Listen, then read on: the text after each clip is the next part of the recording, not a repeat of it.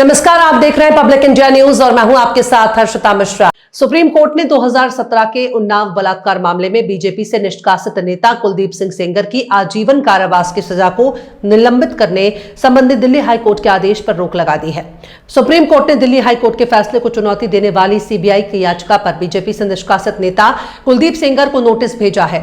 Supreme court ने कहा कि उन्नाव बलात्कार मामले में दोषी कुलदीप सेंगर को दिल्ली हाईकोर्ट के 23 दिसंबर के आदेश के बाद हिरासत में रिहा नहीं किया जाएगा। सुप्रीम कोर्ट ने कहा कि सेंगर मामले पर दिल्ली हाईकोर्ट के आदेश को चुनौती देने वाली सीबीआई की याचिका में विचारणीय अहम कानूनी प्रश्न है। पीड़िता की बहन ने पत्रकारों से बातचीत में कहा कि हमारी भाई और परिवार को सुरक्षा दी जाए। मेरे बहन की झूठी रिकॉर्डिंग बनाई जा रही है। ये लोग कुछ भी कर रहे हैं। ये लोग बाहुबली हैं और इनसे हमारे परिवार को खतरा है। बच्ची जो थी और इसका परिवार मुझसे माइक नीचे कर लो, मुझसे ये रोज पूछ रहा था कि क्या अब हम अगले 5 मिनट जिंदा रहेंगे या नहीं रहेंगे। अब कम से कम मैं इन्हें ये बता सकता हूं कि आपके पास अभी बहुत छोटी सी रिलीफ मिली है। बिल्कुल हमें इसको विक्ट्री नहीं कहना चाहिए। मैं इसको विक्ट्री नहीं कह रहा हूं, ये विक्ट्री नहीं है। ये एक छोटा सा सांस लेने का मौका विक्टिम और उसको परिवार को मिला है। इसके अलावा इस फैसले को मैं कुछ भी नहीं देख सकता, क्योंकि जो सीबीआई ने जो स्टैंड लिया है, जो हमें डर था वही किया उन्होंने। बहुत लिमिटेड पॉइंट पे स्टैंड लिया है उन्होंने, और जो हमारे सबसे मजबूत ग्राउंड थे उनको रेज ही नहीं किया, जो जजमेंट में भी मौजूद हैं।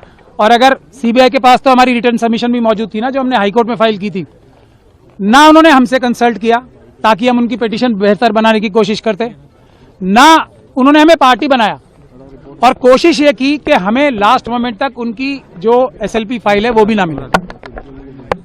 तब आज भी, लेकिन मैंने आपको पहले भी कहा है, इस बच्ची और इसके परिवार के खिलाफ इतने ज्यादा अत्याचार हुए हैं, इतने ज्यादा सबूत मौजूद हैं कि अगर इतनी सी भी बात की जाएगी ना, तो कोई भी जज, कोई भी अदालत इस बच्ची के ही पक्ष में फैसला देगी।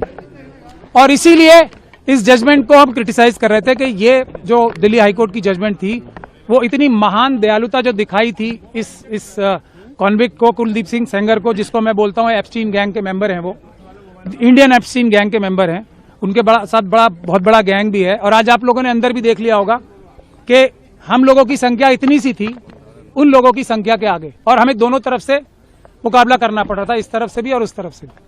तो टेक्निकल ग्राउंड पे आज कोर्ट ने फिर भी हमें मेन मेरिट्स पे सुनने का मौका, सुनवाई करने का मौका नहीं दिया, क्योंकि हमने ये कहा था कि जो सीबीआई ने बोला है वो टिप ऑफ द आइसबर्ग है।